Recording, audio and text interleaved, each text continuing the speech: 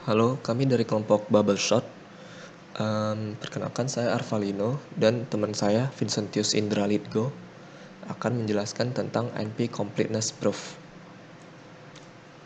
Nah, kita mulai dengan masalah yang termasuk dalam NP Complete. Apa sih masalah yang termasuk dalam NP Complete? Nah, masalah itu jika suatu masalah L terdapat dalam NP. Nah, kan L misalnya di sini. Nah, L itu termasuk dalam NP dan juga NP hard. Nah, jika suatu masalah pada NP dapat di-reduce ke L yang kan tadi di sini secara polynomial time. Nah, ini adalah definisi paling dasar untuk menentukan apakah itu NP complete.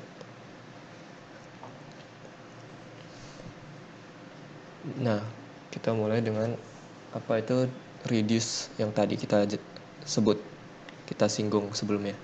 Nah, reduction itu, nah kita dapat lihat di sini. Nah, misalkan L1 dan L2 adalah masalah decision problem. Nah, dan ada A1 dan A2 sebagai algoritma untuk menyelesaikan L1 dan L2. Nah, di sini L1 itu merupakan problem yang lebih besar daripada L2.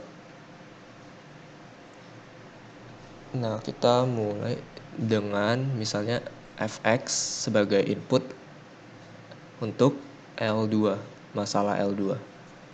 Maka terdapat A2 sebagai algoritmanya untuk menyelesaikan L2 dan mengeluarkan output ya atau tidak berdasarkan adanya fx di L2 atau tidak adanya fx di, kalau tidak ada fx di L2 maka jawabannya tidak. Oke, terus nah reduction pada dasarnya adalah mencari transformasi dari L1 masalah yang besar ke L2 sehingga A2 dapat menjadi bagian dari A1 untuk menyelesaikan masalah L1. Nah, di sini kan algoritma A2 untuk menyelesaikan L2 merupakan bagian dari ini algoritma L1 untuk menyelesaikan L1-nya. Oke, kita lanjut saja. Nah, ini adalah metode-metodenya untuk membuktikan sebuah masalah atau language adalah NP complete. Nah, ditunjukkan yang pertama itu tunjukkan bahwa sebuah masalah L termasuk ke dalam NP. Nah, yang dijelaskan sebelumnya.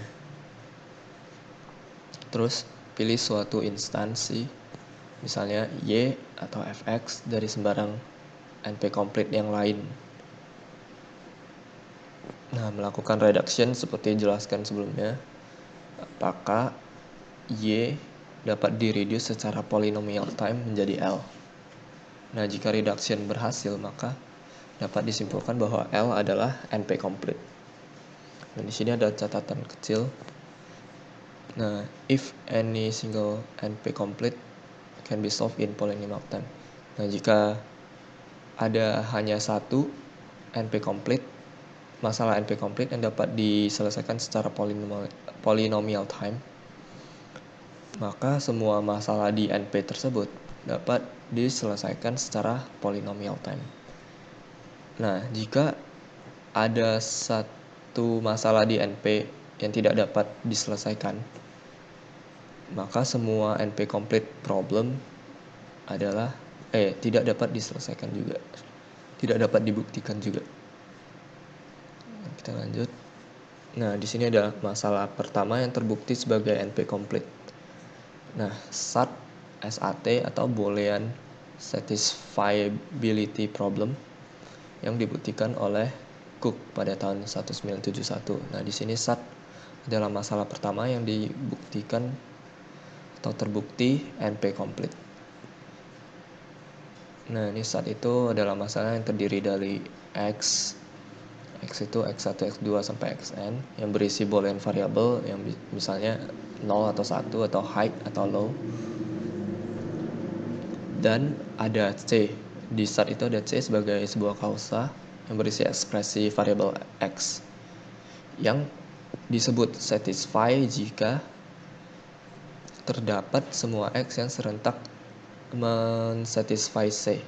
Nah, di sini misalnya contoh soalnya ada X1, X2, X3, terus ada C, ada di sini C ya. C not X1 atau implement X1 digabung dengan atau di sini atau ya, atau X2 atau bisa or sih ya, seperti gerbang logika. Di sini adalah implement X3 dan X2 dan X1 atau implement X2. Nah, ini C ya tadi ya. Kita gambar saja. Sorry. Nah, di sini X yang satisfies C itu adalah X1 sebagai 1, X2 1, dan X3 1. Nah, kita buktikan misalnya X1 1.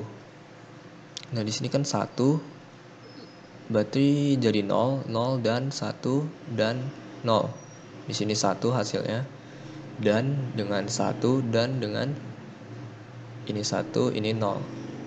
Di OR jadi 1, berarti ini 1 dan 1 dan 1. Maka C dapat dikatakan satisfy karena nilainya adalah 1. Demikian presentasi yang dapat kami sampaikan. Terima kasih atas perhatiannya.